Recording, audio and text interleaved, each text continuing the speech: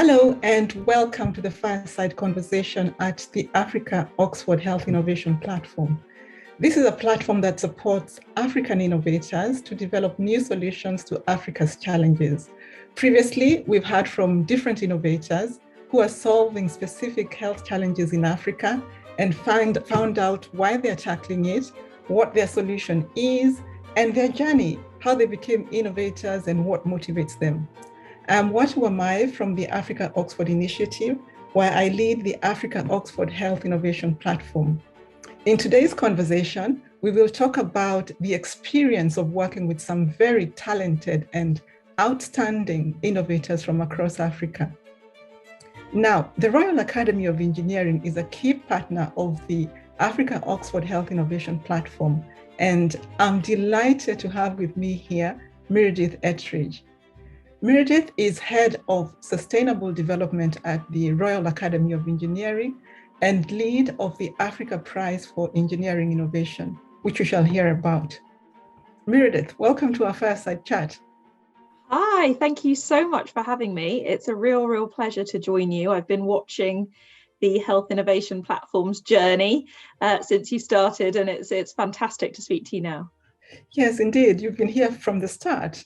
And actually, before we delve into a conversation about the Africa Oxford Health Innovation Platform, perhaps tell us a bit about the Africa Prize, which has been going on for a long time now, I should think.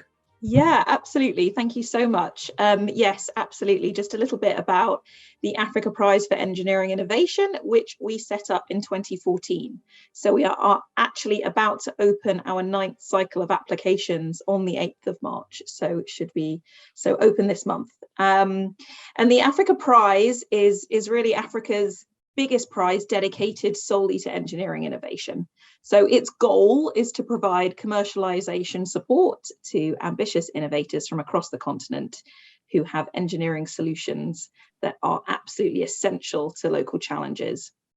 So the businesses that we are working with are working to improve quality of life, contributing to their local economies and tackling issues from clean energy to vaccine access to safer housing and everything in between. And we really look to support just 16 entrepreneurs every year with 8 months of personalized business training and an opportunity to win some prize funding as well. But we really hope that the value the entrepreneurs will get every year is in these connections, networks, training, and of course, we see very often from each other and having that peer network where they can problem solve together, because they are just really spectacular entrepreneurs doing wonderful things. Yeah, fabulous. I really like to hear stories actually and understanding journeys. I'll take you back to when you started the Africa Prize back in 2014. Yeah. And tell us a little bit, give us a flavor of what motivated it, what was it like at the beginning, because I'm sure it's changed a fair bit.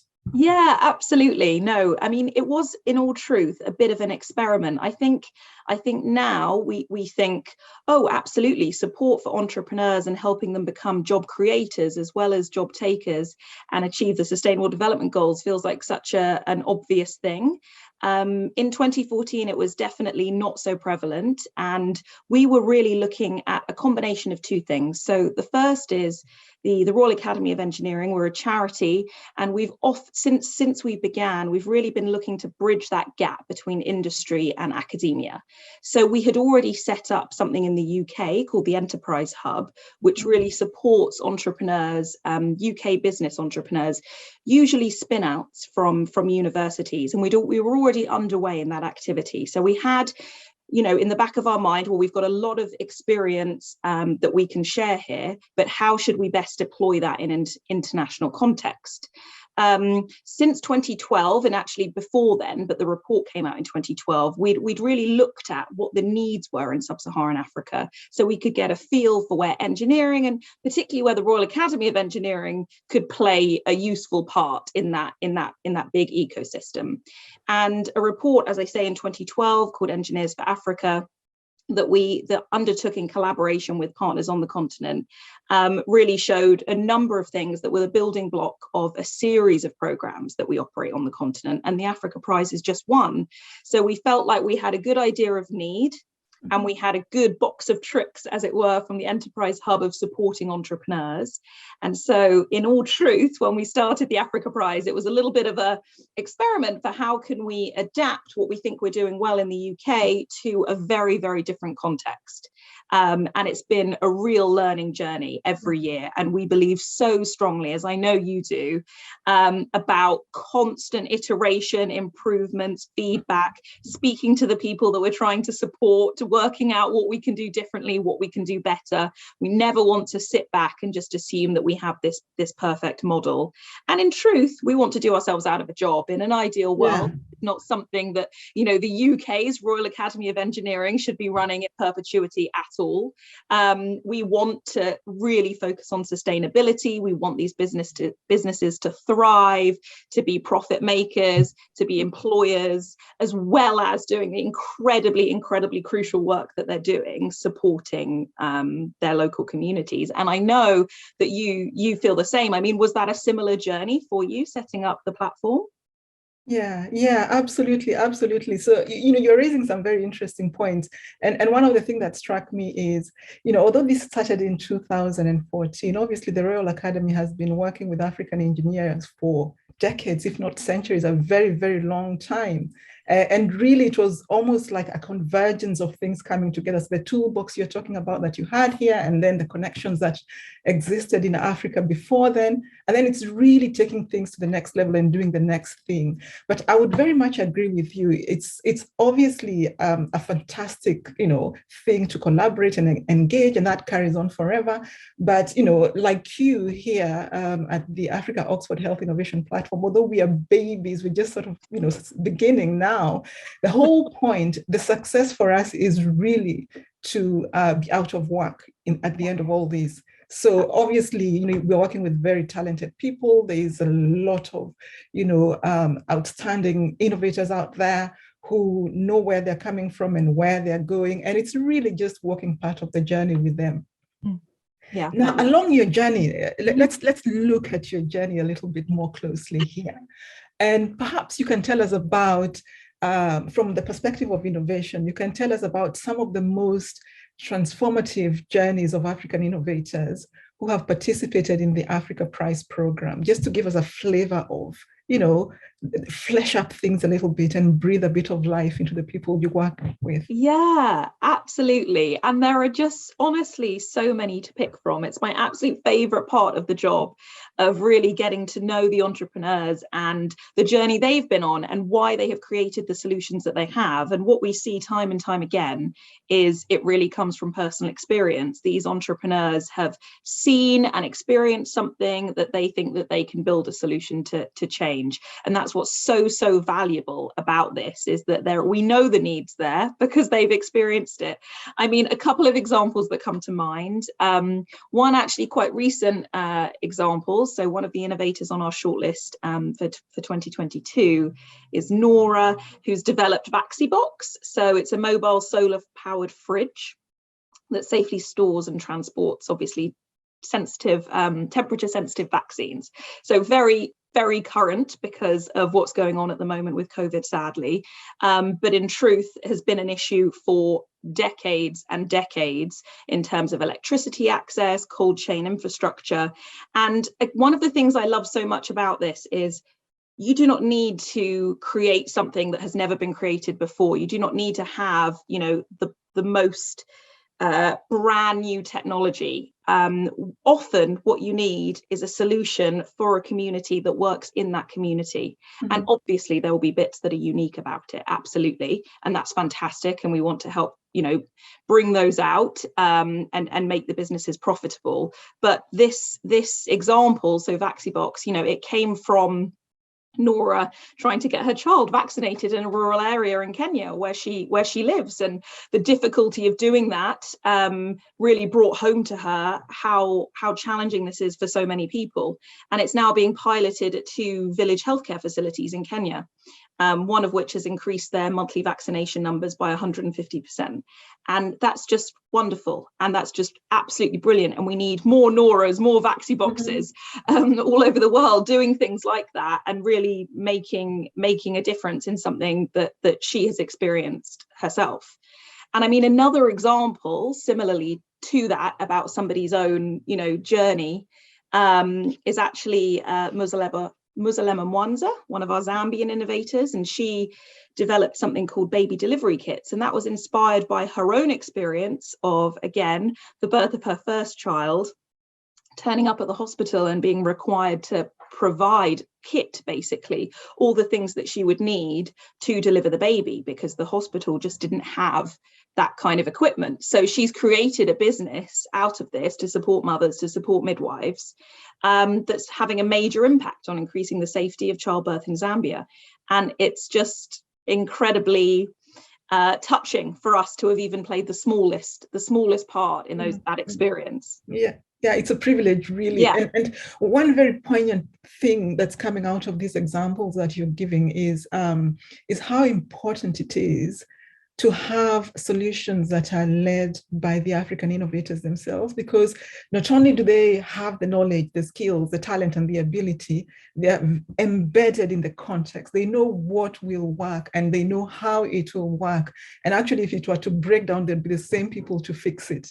So, I mean, that's really, really touching on something that is very important, because very often, people can, think about, oh, you can import this from here and there, you can import it from this and that, even it's probably cheaper and all the rest of it. But actually, having those local innovators create the solutions is really a game changer.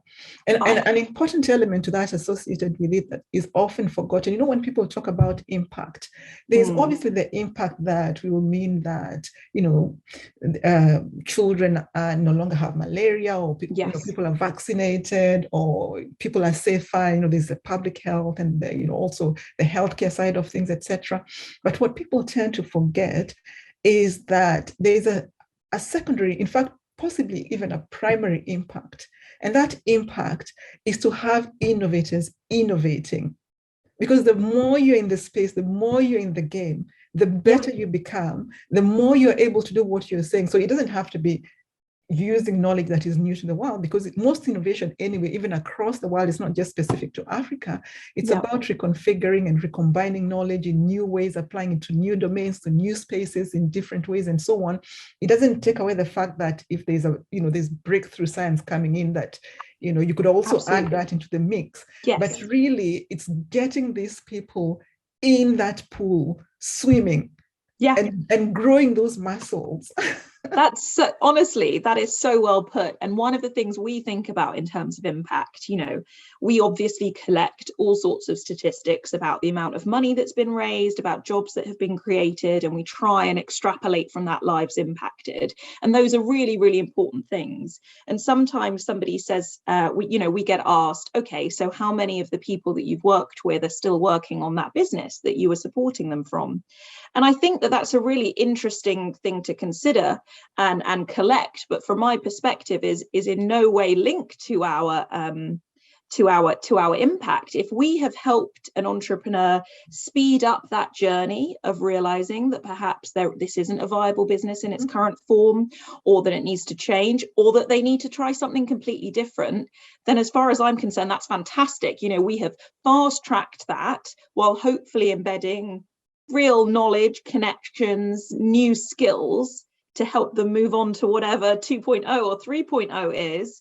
And that's a brilliant thing, rather than sitting, hoping and thinking, oh, I think this really could be a business, and perhaps it's just not right now for whatever reason. And better to know that. That's not failure, that's learning. It is learning. And learning happens in spaces that, one might not even directly observe. Because in the beginning, you mentioned, for example, each year you have a new cohort of 16 innovators. And we do something similar here at our platform, where we have people coming in cohorts. And the idea behind that really is that those innovators hanging together and thinking together and working together and sweating it out together, sometimes in very informal ways, embeds the learning. It's in itself, it sparks the learning and pushes it and drives it and stretches, it further, and so on and so forth. So it's that being able to connect and exchange.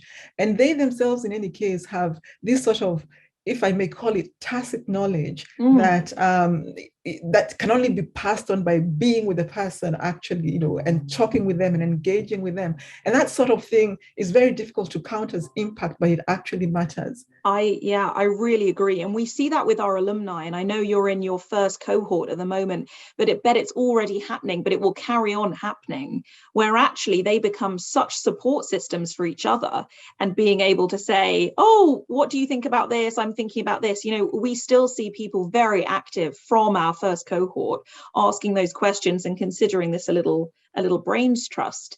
And to be honest, I relate as well. Look at you and I. We have been doing the same thing, haven't we? Where we've been sharing knowledge, sharing experience of what has been before. I'm learning from what you're doing. You're learning from the mistakes that we made.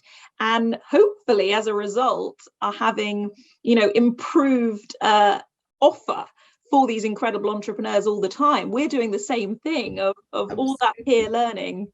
Yeah. Absolutely. And I would very much like us to talk a little bit about diversity in innovation. And actually, even to carry on from the previous point, working with people from across Africa is also really a question of thinking in very diverse ways, because Africa is a massive continent with 55 countries, with people coming from, different cultures and so on and so forth, and bringing in newness and freshness into the whole sort of engagement. But specifically, let's say a little bit about diversity in innovation, because this is something that can easily, be assumed to be happening. But I think much more deliberate and intentional action is required to really bring it out. Yeah, I completely agree, and it's something that we learned fairly early on, that we would maybe need to be a little bit more directional with, rather than hoping that soft improvements over time might make that difference. We've really been trying our hardest to increase the diversity of our cohorts, and we see that in a number of different ways. At the moment, I suppose I'm particularly talking about, female inclusion, but of course diversity is so many different things, and you're right, we need to be very careful not to put a billion people into one bucket. It's a big continent, and there's so many different things happening within that, so we're always trying to keep that at the forefront of our minds as well. But I think that having, in all innovation, Africa, worldwide, it's so crucial that underrepresented groups are given a voice through innovation, because I think you're just so much more likely to create with different people's views in mind. I think it's unlikely that a man would put together such a great business such as baby delivery kits because he just hasn't given birth, and that's no critique. But we need to make sure all those voices are in the room, and a lot of what we're doing is trying to champion that. So we actually about 3 years ago now set up a specific feeder program, a kind of like a pipeline for the Africa Prize. So women are very much encouraged to apply. People from underrepresented groups are encouraged to apply. But working with women who are based in South Africa, we now have a specific program called the Africa Innovation Fellowship that looks to support just female founders. They get a light version. They get support. In fact, it's not that light anymore. They just get really great support from women to make their businesses successful. But they also get support to apply for the Africa Prize should they wish to. It's not a requirement, but it just helps our pipeline of talent come through. And I'm really pleased to say that our first female winner, we had that last year, our 7th year, and it was the first time we had a female winner, Charlotte Ngusen, and she came through that pipeline program. So It has definitely worked. It's taking time, and also at the moment we're in cycle 8, and our shortlist for the first time ever has gender parity. So we've got 8 female and 8 male entrepreneurs. But there's so many different things to be aware of, and we don't want to be complacent. And I know that it's similar conversations that you're having, and you particularly when you're putting out calls. The platform are brilliant at saying we particularly invite applications from female and underrepresented groups, and that's fantastic. And we just have to hopefully keep playing our part, I suppose. And congratulations for achieving that parity. That is no mean feat. I mean, we know how difficult it can be for various reasons that really need close attention. I was just wondering, what is the one thing, Meredith, you would like any emerging African innovators who's been listening in to take away from this conversation? Yeah, it's so difficult. I mean, I would say, look, firstly, I think we've got some great opportunities that we can offer. But the main thing I would say is there is so much exciting ideas, innovation, entrepreneurship happening on the continent, and that these innovators, you need to back yourself. You need to put yourself forward, say, this is something that I've been thinking about, and I've got a great idea. I've developed it a little bit further. Let's give it a go, because nobody is better placed to solve the challenges you are seeing around you every day than you. So I would just basically say, give it a go. What about you? What would you say? Well, yeah, the first thing, and especially actually now because we're talking about diversity and in particular gender diversity, it's putting yourself forward. Obviously, it's not just throwing in an application for the sake of throwing in an application, but actually the Africa Oxford Health Innovation Round 2 is currently open, and until the end of this month, actually, if you go to our website, you'll find more information about that. So it's really about people noticing the opportunity and actually deciding to go for it and really, putting their best foot forward and submitting an application. That's really the first step. And it's sometimes putting in an application is a little bit of work, because you have to think about what exactly are you talking about. It's not just a matter of saying I have this innovation. Maybe you have to describe it. So it's giving yourself the time and the confidence to actually do that in a way that will produce the result that you're after. Yeah. So thank you so much, Meredith, for your time today. It's been lovely to have you here. And for our viewers, for more information on the Africa Oxford Initiative, please visit our website at www.afox.ox.ac.uk. We'll be back soon with another edition of the Fireside Conversation on health innovation in Africa. Thank you and goodbye for now. Thank you. Bye-bye. Bye.